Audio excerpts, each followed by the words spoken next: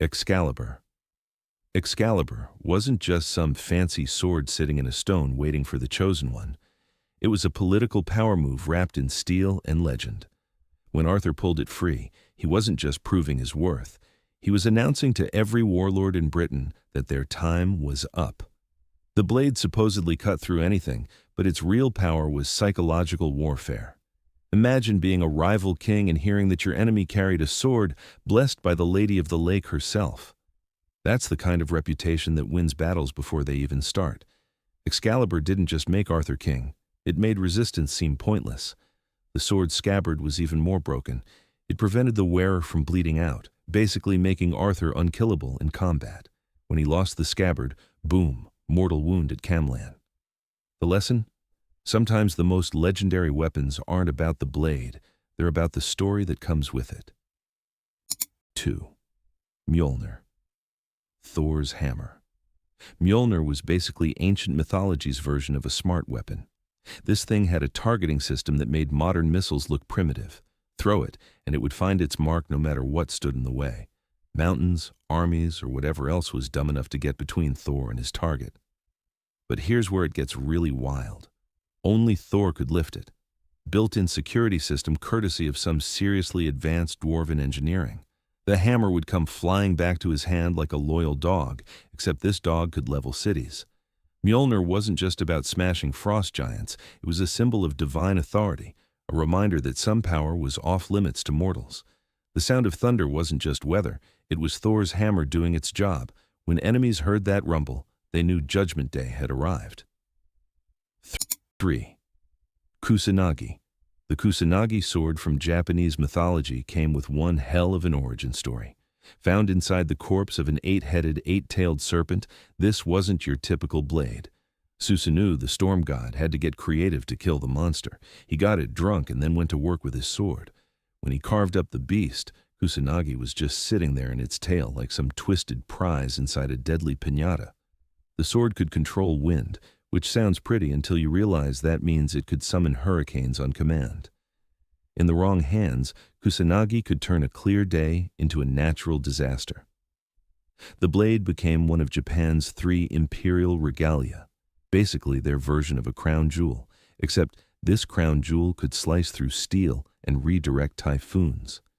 Talk about job security for the emperor. 4. Durandal, Roland's sword. Durandal was the medieval equivalent of a Swiss Army knife, if Swiss Army knives could cut through mountain stone and contained holy relics. This blade supposedly held a tooth of St. Peter, blood of St. Basil, hair from St. Denis, and a piece of the Virgin Mary's robe. Basically, it was a mobile cathedral with a really sharp edge. When Roland knew he was about to die at Roncevaux, he tried to destroy Durandal by smashing it against rocks. The sword laughed and split the mountain instead. The blade was unbreakable because it was literally blessed by saints. Roland finally threw it into a poisoned stream where it supposedly still lies, waiting for another worthy warrior. Durandal proved that sometimes the most terrifying weapons aren't cursed. They're blessed so hard they become unstoppable. 5. Laevateinn. Norse mythology's Laevateinn was the mystery weapon everyone talked about, but nobody really understood. Some called it a sword, others said it was a wand, but everyone agreed it was bad news. Forged by Loki himself in some of his more creative moments, this weapon was locked away because even the gods knew it was too dangerous to use. The name literally means damage twig, which sounds harmless until you realize Norse mythology has a track record of understating things. This was the weapon that could supposedly kill Balder, the most beloved of the gods, which gives you an idea of just how overpowered it was. Laevateinn represents that special category of mythical weapons, the ones so dangerous that using them guarantees you'll regret it. Sometimes the scariest blade is the one nobody dares to draw. 6. Shamshir-e Zomorrodnegar. Persian mythology gave us Shamshir-e Zomorrodnegar, the emerald-studded sword that belonged to King Solomon. This wasn't just a pretty blade, it came with a GPS system for finding demons and supernatural creatures. The sword could cut through magical defenses like they were paper and had the nasty habit of revealing illusions for what they really were. Imagine swinging this thing and suddenly seeing that the beautiful princess you're trying to rescue is actually a shape-shifting demon. Talk about killing the mood. The emeralds weren't just decoration, they powered the sword's ability to see through supernatural disguises and locate hidden enemies. Solomon used it to bind jinn and demons to his will, essentially turning cosmic horror into a temp agency. The sword made Solomon the ultimate supernatural pest control expert. 7. Tyrfing, the cursed sword. Tyrfing from Norse mythology was what happened when dwarves got petty. Forced to forge a blade against their will, the smiths made sure it came with a warranty nobody wanted. Every time Tyrfing was drawn, it had to taste blood, and if you didn't feed it an enemy, it would settle for you. The sword was so sharp it could cut through stone and iron like butter, but it came with a 3-generation curse that guaranteed your family line would end in tragedy.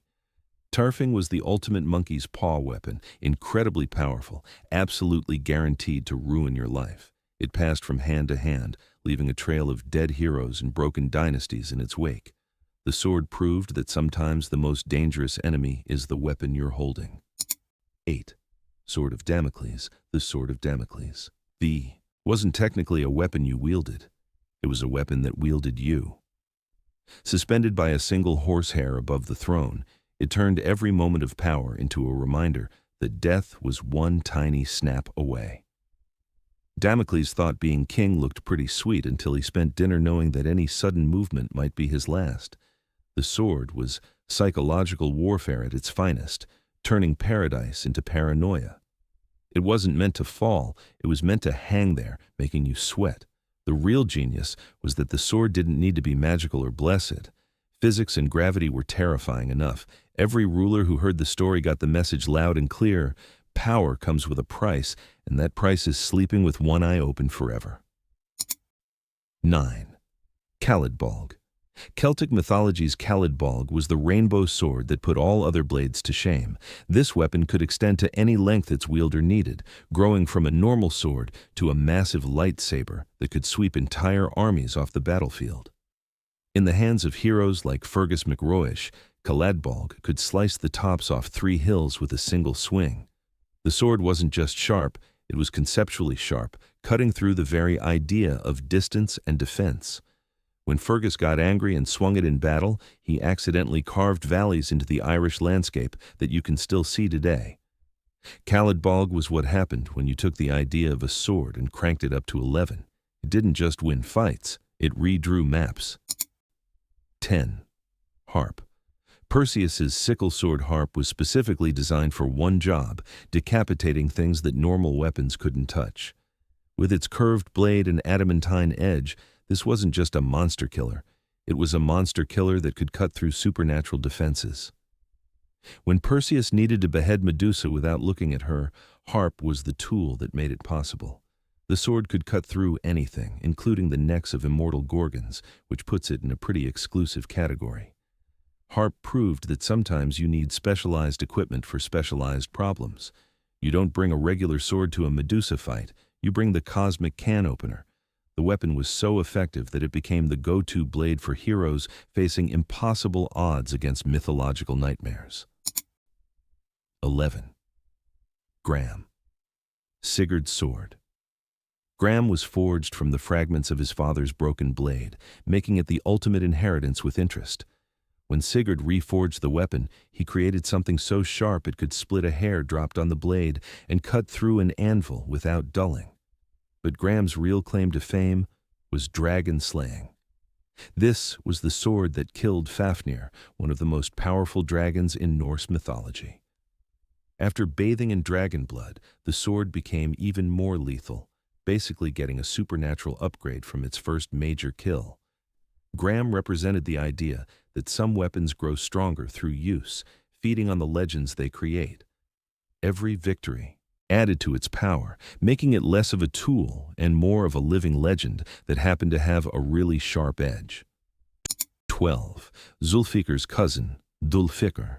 Islamic tradition speaks of Dhul-Fiqar, sometimes confused with Zulfikar but carrying its own legend.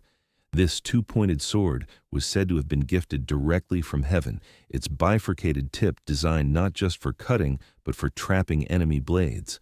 The sword's unique shape made it impossible to disarm in conventional combat. Try to knock it away and you'd just get tangled in its twin points.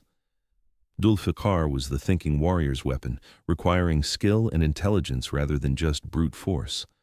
The blade supposedly hummed with divine energy when drawn in righteous battle, warning enemies that they weren't just facing steel, but celestial judgment. Like its cousin Zulfikar, this wasn't just a weapon, it was a statement that some fights were already decided by higher powers. 13. Chrysaor. When Perseus beheaded Medusa, two things sprang from her blood, the winged horse Pegasus and the golden sword Chrysaor. This wasn't just any blade, it was born from divine violence and cosmic justice. Chrysaor could cut through any armor, any shield, any defense, because it was literally forged from the blood of a being so powerful that looking at her turned people to stone. The sword carried the concentrated fury of the Gorgon, making it one of the few weapons that monsters actually feared. Heroes who wielded Chrysaor found that supernatural creatures would often flee rather than face a blade born from their ancestral nightmare. The sword proved that sometimes the best weapons come from the worst situations, cosmic horror recycled into cosmic justice. 14. Asi. Hindu mythology's Asi was the first sword ever created, forged from divine fire and primordial energy when the universe was still figuring out how violence worked. This wasn't just a blade, it was the prototype that all other swords aspired to become. Asi could cut through anything, mountains, oceans, the very fabric of reality itself. The sword was so powerful that it had to be hidden away because its mere presence could destabilize creation. When properly wielded, Asi could reshape the world with single cuts, carving new continents or erasing existing ones. The weapon represented pure, undiluted destruction, the kind of power that makes gods nervous. Asi was less a sword and more a cosmic delete button with a handle. 15. Galatine. Gawain's sword. Galatine was solar-powered before solar power was cool. This blade drew its strength directly from the sun, making Gawain nearly invincible during daylight hours, and progressively weaker as darkness fell. At noon, when the sun was highest, Galatine could cut through any armor and made its wielder strong enough to face multiple opponents simultaneously. But fight Gawain at midnight? Different story entirely. The sword turned combat into a scheduling problem. Timing your battles became as important as tactical skill. Galatine proved that even legendary weapons could have terms and conditions. It was the ultimate reminder that all power has limits, and sometimes those limits are as simple as waiting for the sun to go down. So there you have it, 15 more mythical blades that could slice, dice, and generally ruin someone's day in spectacular fashion. Some were blessed, some were cursed, and some just proved that when gods make weapons, they don't mess around with half measures. Whether they controlled elements, cut through reality, or just happen to be really, really sharp, these weapons remind us that in the world of myth, there's no such thing as overkill, just adequate preparation for fighting dragons.